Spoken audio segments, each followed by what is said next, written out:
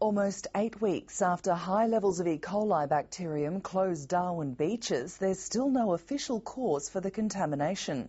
The Territory Government has ruled out the raw sewage pumped into Darwin Harbour as the cause, but the Lord Mayor says he won't believe that until the source is identified. Regardless of whether the sewage is found to have contributed to the contamination, the Government is spending $65 million on improving the quality of sewage discharged into the harbour. But it's being urged to go a step further and invest in sewage recycling. Michael Coggan reports.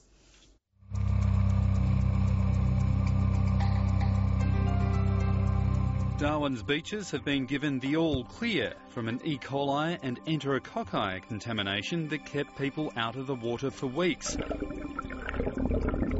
But the hunt is continuing for the source of the bacteria. The government has ruled out sewage as the source, but the spotlight has been shone on what is being done to clean up wastewater management in the Territory. Territorians don't trust government now when they say we're dumping billions and billions of litres of sewage into the harbour, but we can categorically tell you it is not causing pollution. The big issue for me is that we have experts from all over pointing to things like dust storms, fertiliser runoff or sewerage as the three likely causes of these sort of problems.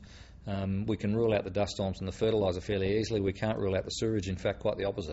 I think the mystery will be solved. We're testing lots of places in lots of ways, and I think as the year passes we'll get some results. There are several Territory Government agencies involved in the investigation of the source. The Department of Health is responsible for ensuring the beaches are safe to swim at. The temperature was about 6.8. They've been helped by Surf Lifesaving to do regular testing. Yeah, 27.8 this side. Okay. Yeah. Trying to ascertain the E. coli or the cause of the E. coli is trying to find a needle in a haystack. We are steadfastly working our way through an extensive sanitary and environmental study to try and find the cause, and it could take some time. The samples collected by government agencies have been tested at this lab in Darwin. They've shown high levels of bacteria at all 5 sewage outfalls in the Darwin region, but the levels drop to negligible when the sewage is diluted in the ocean.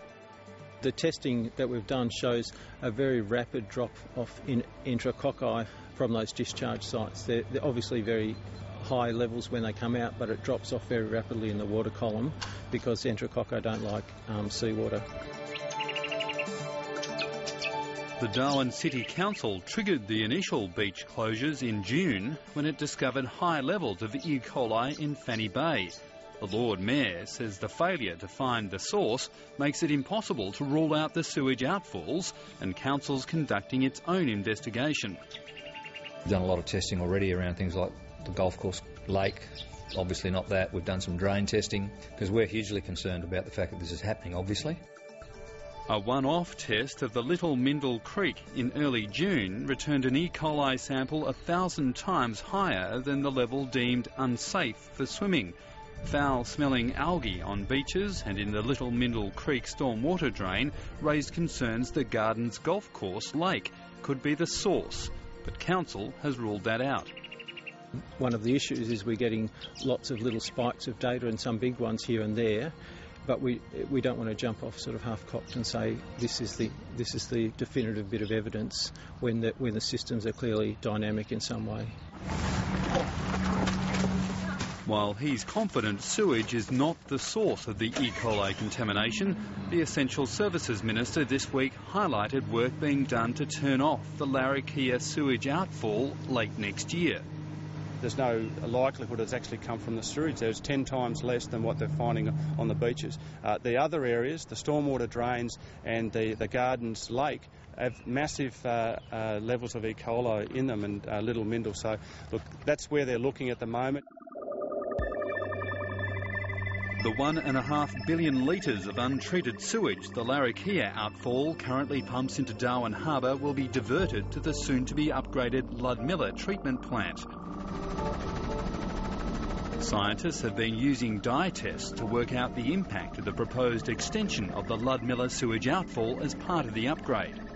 Just from the cursory examination we've been able to make of the data so far, that location there will be very acceptable.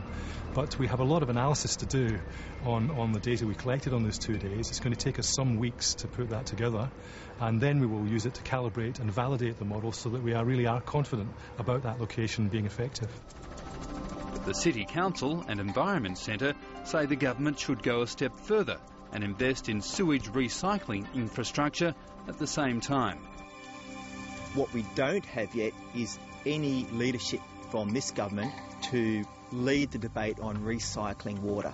The smart option for the Territory Government is keep Darwin green without having to use our precious drinking quality water, and forever, hopefully, put off the need to build another new dam up on the Adelaide River. We would really like to see a higher treatment system in there, and a system that actually can return a blackwater system through the city as well would be our preferred option. And we realise that's going to cost money and take time, but unless we start planning it and laying it out now, it's never going to happen. Some recycled sewage or blackwater from the Leanya treatment ponds is already used to irrigate the Darwin Golf Club and playing fields at Marara. But at this stage there are no solid plans to expand the recycling. The difficulty we have is, given the Darwin's tropical sort of climate, there's 6 months of the year when it's raining, and the normal recycling use is irrigation, and it just means there would be no demand during those 6 wet months. So we'd always be having to discharge into the harbour at some time. The Environment Centre and the Council say the closure of Larrakia outfall will make a significant improvement to harbour pollution. But the E. coli and enterococci contamination has highlighted shortfalls in the recently announced harbour monitoring program. It fails to actually report on the quality of water around Ludmilla Creek, which has a big sewage plant on it. That's a great oversight. And it does not report regularly on E. coli levels in the harbour. The 3 government agencies involved in monitoring the harbour say formal monitoring, including tests for E. coli, will be in place by the end of this year. But getting a definitive answer on the source of the contamination is expected to take up to a year.